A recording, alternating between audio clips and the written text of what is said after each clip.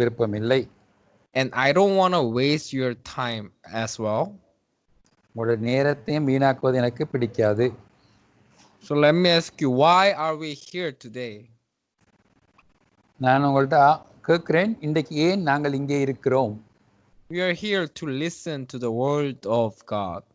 நாங்கள் இந்த நாளிலே தேவனுடைய வார்த்தையை கேட்கும்படியாக இந்த இடத்திலே கூடியிருக்கிறோம். Please lay down all the thought and worries in front of God and just focus on reading the Bible.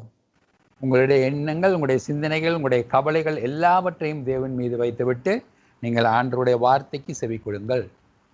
And everything gonna be controlled by God. எல்லாமே தேவனால் கட்டுப்பாட்டுக்குள் கொண்டு வைக்கப்பட்டிருக்கிறது. So today we are going to study about the field. Hearing. Field. F-I-E-L-D. இன்றைக்கு நாங்கள் பயத்தை குறித்து படிக்க போகிறோம். Fear. Let's go to 1 Corinthians 3:9. 1 கொரிந்தியர் 3ஆம் அதிகாரம் 9ஆம் வசனம். 1 கொரிந்தியர் 3ஆம் அதிகாரம் 9ஆம் வசனம். Please read it in your language. 1 Corinthians 3:9. 1 கொரிந்தியர் 3:9 வாசிக்கிறீங்களோ? நாங்கள் தேவனுக்கு உடன் வேலையாட்களாய் இருக்கிறோம், நீங்கள் தேவனுடைய பண்ணையும் தேவனுடைய மாளிகையுமாய் இருக்கிறீர்கள். Who is spoken to the people? யார் இது மக்களிடத்தில் பேசுகிறார்கள்? Who wrote down the 1 Corinthians 3? 1 கொரிந்தியர் 3ஆம் அதிகாரத்தை யார் எழுதியது? It is written by Apostle Paul. இது அப்போஸ்தலர் பவுலால் எழுதப்பட்டது. Apostle Paul is known as the best disciple in the scriptures. நாங்கள் பார்க்கிறோம் வேதாகமத்திலே அப்போஸ்தலர் பவுல் மிகவும் பிரசித்தமான ஒரு ஊழியக்காரர். And he is telling that we are God's fellow workers and you are God's field and God's building. நல்லா கேட்டுக்கொள்ளுங்கள். அவர் சொல்லுகிறார், நாங்கள் தேவனுக்கு உடன் வேலையாட்களாய் இருக்கிறோம், நீங்களோ தேவனுடைய பண்ணையும் தேவனுடைய மாளிகையுமாய் இருக்கிறீர்கள். We have to read it carefully. Apostle Paul said we are God's fellow workers. நாங்கள் நன்றாக கவனிக்க வேண்டும். அப்போஸ்தலர் பவுல் சொல்கிறார், நாங்கள் தேவனுடைய ஊழியக்காரர்கள் என்று. Why are we God's fellow workers? ஏன் நாங்கள் தேவனுடைய உடன் வேலையாட்களாய் இருக்கிறோம்? It is because we are the God's field. நாங்கள் தேவனுடைய பயத்தை, தேவனுக்கு பயப்படுகிற பயத்தை கொண்டிருக்கிறவர்கள். And God's building. தேவனுடைய கட்டிடமாக இருக்கிறோம். First of all, we have to understand about the meaning of the field. முதலாவது நாங்கள் பயத்தை குறித்து தெளிவாக தெரிந்து கொள்ள வேண்டும். So that we can also understand the God's building later on. ஆண்டவருடைய ஆலயம் நாங்கள் என்பதை பின்பு தெரிந்து கொள்ள முடியும். முதலாவது நாங்கள் கர்த்தருக்கு பயப்படுகிற பயத்தை தெரிந்து கொண்டோமானால். So today we are going to study about the meaning of the God's field. நாங்கள் இந்த நாளிலே தேவனுக்கு பயப்படுகிற பயம் என்ன என்பதின் அர்த்தத்தை கற்றுக்கொள்ள போகிறோம். It is very important to know about the field. நாங்கள் மிகவும் அவசியமான காரியம் என்னென்றால் கர்த்தருக்கு பயப்படுகிற பயம் என்ன என்பதை தெரிந்து கொள்ள வேண்டும். Let me ask you about the field. What do we have to do in the field? தேவனுக்கு பயப்படுகிற பயத்திலே நாங்கள் என்ன செய்ய வேண்டும் என்று நினைக்கிறீர்கள்? Why did it Apostle Paul said to us that you are God's field? I didn't get you that. Why did Apostle Paul said to us through 1 Corinthians 3:9 that we are God's field? God's field. ஏன் அப்போஸ்தலர் பவுல் எங்களுக்கு சொல்லுகிறார், நீங்கள் தேவனுடைய பண்ணையாய் இருக்கிறீர்கள் என்று. இந்த 1 கொரிந்தியர் 3:9 வசனத்தின்படி நீங்கள் தேவனுடைய பண்ணையாய் இருக்கிறீர்கள் என்று ஏன் தேவன் சொல்கிறார்? பண்ணைன்னு சொன்னா தோட்டம். என்ன? What can we do on the field? நாங்கள் தோட்டத்தில் என்ன செய்ய முடியும்? பண்ணையில் என்ன செய்ய முடியும்? You have to understand this verse through spiritual meaning. நாங்கள் இதுக்குரிய ஆவிக்குரிய அர்த்தத்தை நாங்கள் தெரிந்து கொள்ள வேண்டும். God is telling us through parable because it is the mystery of God. ஆண்டவர் உவமையின் மூலமாக அது தேவனுடைய மிஸ்ட்ரி, என்ன சொல்றது, மிஸ்ட்ரி, Secret. அதிசயம் என்று ஆண்டவர் சொல்லுகிறார். We have to understand this secret so that we can belong to God. நாங்கள் இந்த தேவனுடைய ரகசியத்தை நாங்கள் தெரிந்து கொள்வோமானால் நாங்கள் தேவனுடையவர்களாய் இருப்போம். Let's go to Mark 4:11. Mark சுவிசேஷம் 4ஆம் அதிகாரம் 11ஆம் வசனம். Please read it in your language. Yeah, we'll read it. 4ஆம் அதிகாரம் 11ஆம் வசனம்.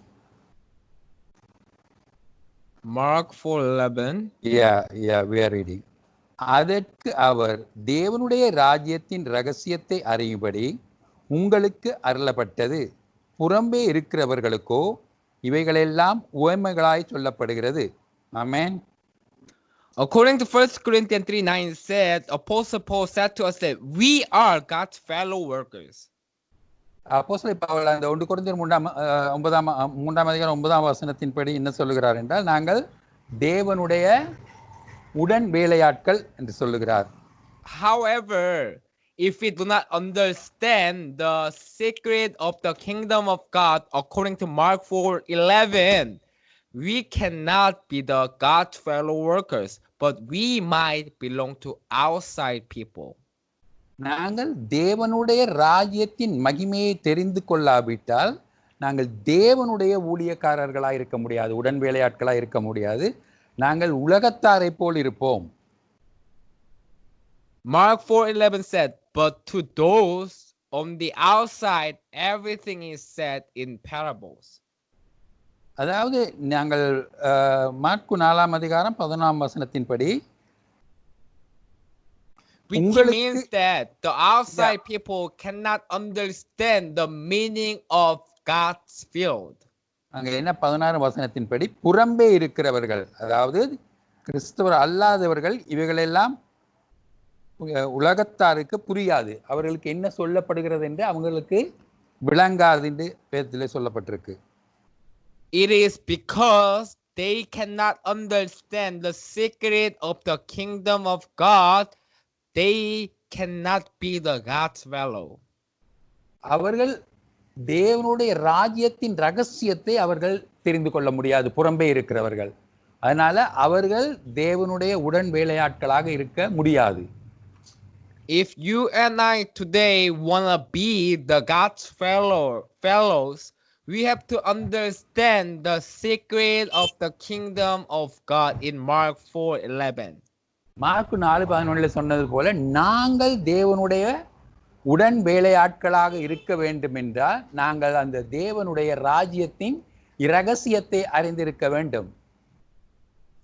And who is and what is the mystery of kingdom of God? எது அல்லது யார் தேவனுடைய ராஜ்யத்தின் ஊழியக்காரர்கள்? Let's go to Colossians 2:2. கொலோசியர் 2ஆம் அதிகாரம் 2ஆம் வசனம்.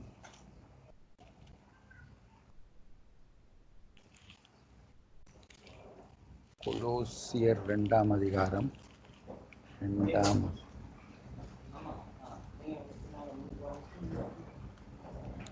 One second please. Okay. எடுத்தீங்களா கொலோசியர்? Where is கொலோசியர்? Colossians 2:2. Yes.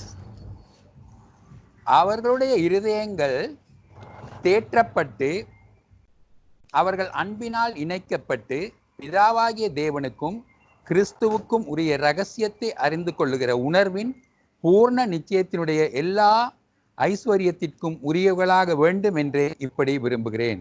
Amen. What is the secret of God? What is the mystery of God? என்ன தேவனுடைய இரகசியம் என்னவாக இருக்கிறது? Christ is the mystery of God. கிறிஸ்துவே தேவனுடைய ரகசியமாக இருக்கிறது. அதாவது தேவனுடைய ரகசியமானது என்னதென்றால் கிறிஸ்துவையே சொல்லப்படுகிறது. In order to understand this mystery, we have to learn from Christ. நாங்கள் இந்த தேவனுடைய ராஜ்யத்தின் ரகசியத்தை அறிந்து கொள்ள வேண்டும் என்றால் நாங்கள் கிறிஸ்துவிடமிருந்து இதை கற்றுக்கொள்ள வேண்டும். Therefore, Matthew 23 verse 10 said, மத்தேயு 23:10 என்ன சொல்லுகிறது என்றால், Matthew 23 verse 10,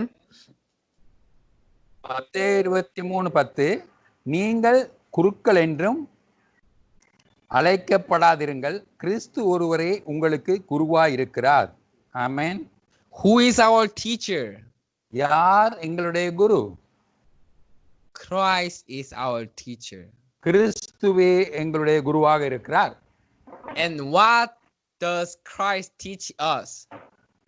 கிறிஸ்து எங்களுக்கு என்ன கற்றுத் தருகிறார்? He is teaching us the secret of the kingdom of God and the mystery of God.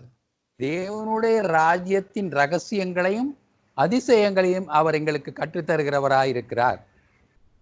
He can only teach us about the secret of the kingdom of God. அவருக்கு தேவனுடைய ராஜ்யத்தின் ரகசியங்களை மாத்திரமே கற்றுத் தர முடியும். Because Colossians 1:27. கொலோசியர் 1:27, கொலோசியர் 1:27,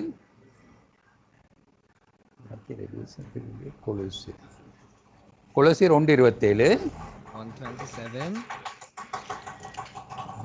1:27, கொலோசியர் 1:27, 1:27 என்ன சொல்லுகிறது என்றால், புறஜாதிகளுக்குள்ளே விளங்கிய இந்த இரகசியத்தில் உள்ள மகிமையின் ஐஸ்வர்யம் இன்னதென்று தேவன் தம்முடைய பரிசுத்தவான்களுக்கு தெரியப்படுத்த சித்தமானார்.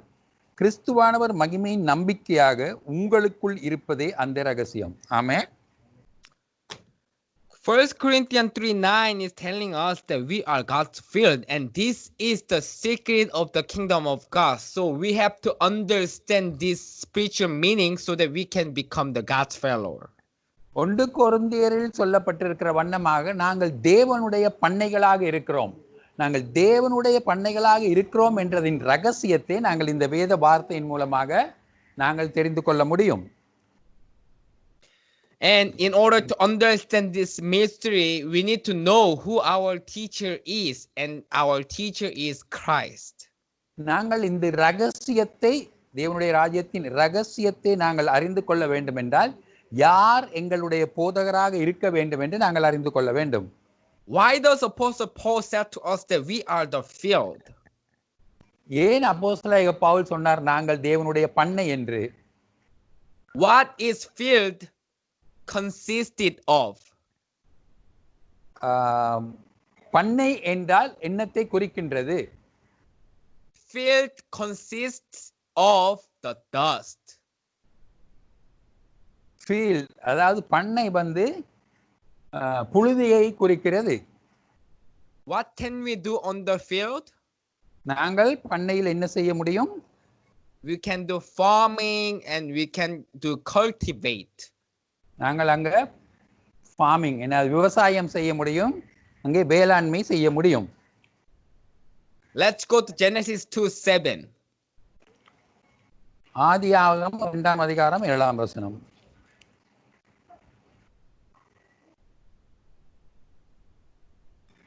Please read it. தேவனாகிய கர்த்தர் மனுஷனை பூமியின் மண்ணினாலே உருவாக்கி ஜீவ சுவாசத்தை அவன் நாசியிலே ஊதினார், மனுஷன் ஜீவாத்துமாவானான். ஆமென். This is our substance of body. அதாவது இதுதான் எங்களுடைய சரீரத்தில் அடங்கி இருக்கிற காரியம். How were we formed from? நாங்கள் எதினால் உருவாக்கப்பட்டோம்? எதிலிருந்து உருவாக்கப்பட்டோம்? How did God make us? தேவன் எப்படி எங்களை செய்தார், உருவாக்கினார்? God formed us from the dust of the ground. அவர் பூமியின் மண்ணிலிருந்து எங்களை உருவாக்கினார். Dust is our substance or body.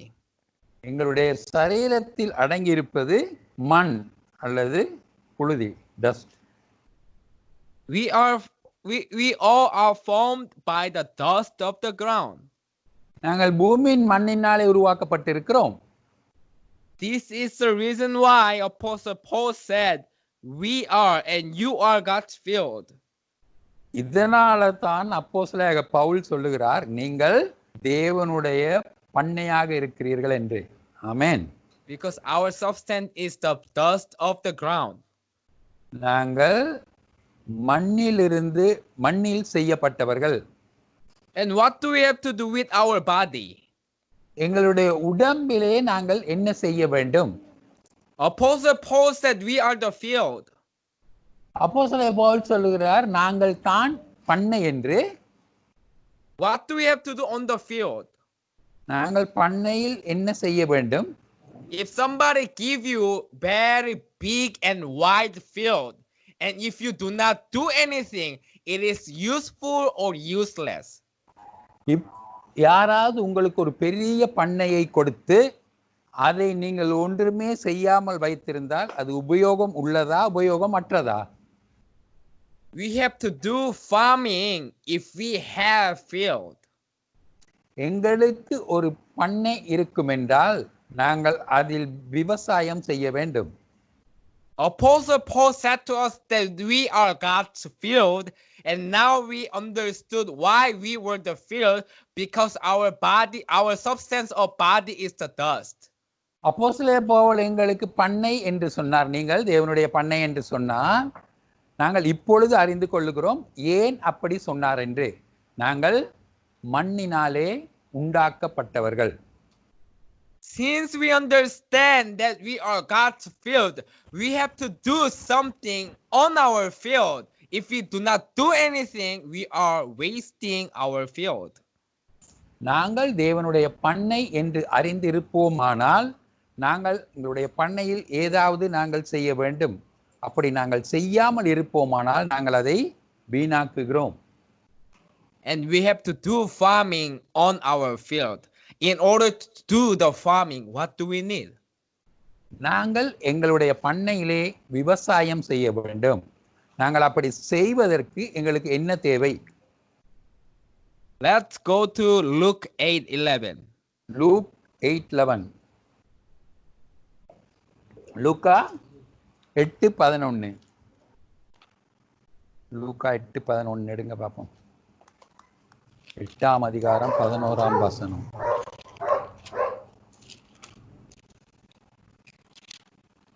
Oh my God. அந்த உவமையின் கருத்தாவது விதை தேவனுடைய வசனம்.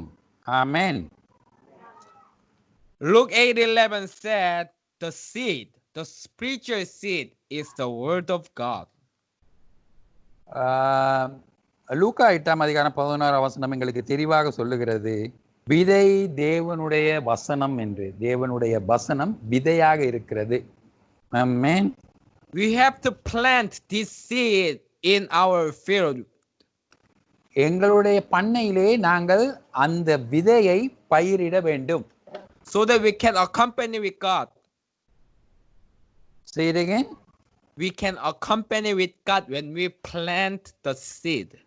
நாங்கள் அந்த விதையை நாங்கள் விதைக்கிற பொழுது நாங்கள் தேவனோடு ஒன்றிணைந்து செயல்பட முடியும். Let's go to Matthew 4:4. மத்தேயு 4ஆம் அதிகாரம் 4ஆம் வசனம். Matthew 4:4. மத்தேயு 4:4. அவர் பிரதியுத்தரமாக மனுஷன் அப்பத்தினாலே மாத்திரமல்ல தேவனுடைய வாயிலிருந்து புறப்படுகிற ஒவ்வொரு வார்த்தையினாலும் பிழைப்பான் என்று எழுதியிருக்கிறதே என்றார். ஆமென். However, the word of God cannot be planted anywhere. தேவனுடைய வார்த்தையை வேறு எங்கும் நாங்கள் விதைக்க முடியாது. It can be done in the good field and good soil. அதை விதைக்க வேண்டும் என்றால் நல்ல ஒரு பண்ணையாக இருக்க வேண்டும், நல்ல மண்ணாக இருக்க வேண்டும். Let's go to Luke 8:14. Look 8ஆம் அதிகாரம் 14ஆம் வசனம். 8:14. மார்க் பண்ணிக்கொள்ளுங்க. 8ஆம் அதிகாரம் 14ஆம் வசனம். முள்ளுள்ள இடங்களில் விதைக்கப்பட்டவர்கள் வசனத்தை கேட்கிறவர்களாய் இருக்கிறார்கள். கேட்டவுடனே போய் பிரபஞ்சத்திற்குரிய கவலையினாலும் ஐஸ்வர்யத்தினாலும் சிற்றின்பங்களினாலும் நெருக்கப்பட்டு பலன் கொடாதிருக்கிறார்கள். And next verse, please. Next verse. நல்ல நிலத்தில் விதைக்கப்பட்டவர்கள் வசனத்தை கேட்டு அதை உண்மையும் நன்மையுமான இருதயத்திலே காத்து பொறுமையுடனே பலன் கொடுக்கிறவர்களாய் இருக்கிறார்கள். ஆமென். We have to be the good soil. நாங்கள் நல்ல நிலமாக இருக்க வேண்டும். So that the word of God can be planted well. அப்படி நாங்கள் நல்ல நிலமாக இருந்தால் தேவனுடைய வார்த்தை அங்கே அழகாக விதைக்க முடியும். However, nobody can be the good soil without the crucifixion. அதாவது சிலுவை மரணம் இல்லாமல் எந்த ஒரு மனிதனும் நல்ல நிலமாக இருக்க முடியாது. இயேசு கிறிஸ்துடைய சிலுவை மரணம் இல்லாமல். In order to become the good soil, we need to know why we have to crucify. நாங்கள் தெரிந்திருக்க வேண்டும், நல்ல நிலமாக இருப்பதற்கு, தேவனுடைய வார்த்தையே விதைக்கப்பட வேண்டிய நல்ல நிலமாக இருப்பதற்கு நாங்கள் ஏன் சிலுவையில் அறையப்பட வேண்டும்? Let's go to Genesis 3:14. ஆதியாகமம் 3ஆம் அதிகாரம் 14ஆம் வசனம். ஆதியாகமம் 3ஆம் அதிகாரம் 14ஆம் வசனம். அப்பொழுது தேவனாகிய கர்த்தர் சர்ப்பத்தை பார்த்து, நீதே செய்தபடியால் சகல நாட்டு மிருகங்களிலும் சகல காட்டு மிருகங்களிலும் சபிக்கப்பட்டிருப்பாய். நீ உன் வயிற்றினால் நகர்ந்து உயிரோடு இருக்கும் நாளெல்லாம் மண்ணை தின்பாய். S. Genesis 3:14 said, God said to the serpent that you will eat the dust all the days of your life. அதாவது தேவன் சர்ப்பத்துக்கு சொல்லுகிறார், நீ உன் வாழ்நாள் எல்லாம் மண்ணை தின்பாய் என்று. What is the meaning of the serpent? சர்ப்பம்னா என்ன அர்த்தம்? Serpent is the devil. சர்ப்பம்னா சாத்தான். And serpent is eating what? சர்ப்பம் என்னத்தை சாப்பிடுன்னு சொல்லப்பட்டிருக்கு? Serpent is eating the dust. அது மண்ணை தின்னும்னு சொல்லப்பட்டிருக்கு. And what is the dust? இப்ப தெரியுமா உங்களுக்கு டஸ்ட்னா என்னண்டு? எது மண்? Genesis 2:7 said, our substance of body is the dust. எங்களுடைய சரீரம் மண்ணால் அல்லது புழுதியால் உண்டாக்கப்பட்டது என்று ஆதியாகமம் 2ஆம் அதிகாரத்திலே நாங்கள் வாசிக்கிறோம். What does it mean? அது என்னத்தை குறிக்கிறது? We are all who are formed from the dust of the ground is eaten and controlled by the serpent devil. விளங்குதா? நாங்கள் மண்ணினால் உண்டாக்கப்பட்டோம். இந்த மண்ணால் உண்டாக்கப்பட்ட மனுஷன் சாத்தானால் கட்டுப்படுத்தப்படுகிறான் அல்லது நடத்தப்படுகிறான். Let's go to Romans 5:12. ரோமருக்கு எழுதிய நிருபம் 5ஆம் அதிகாரம் 12ஆம் வசனம்.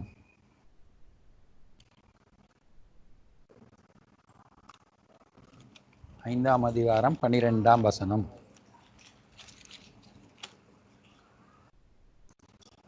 இப்படியாக ஒரே மனுஷனாலே பாவமும் பாவத்தினாலே மரணமும் உலகத்திலே பிரவேசித்தது போலவும் எல்லா மனுஷரும் பாவம் செய்தபடியால் மரணம் எல்லாருக்கும் வந்தது போலவும் இதுவும் ஆயிற்று. When Adam and Eve disobeyed to God, the death came to all men. ஆதாமும் ஏவாளும் தேவனுக்கு கீழ்ப்படியாததினால் அது சகல மனிதர்களுக்கும் வந்தது.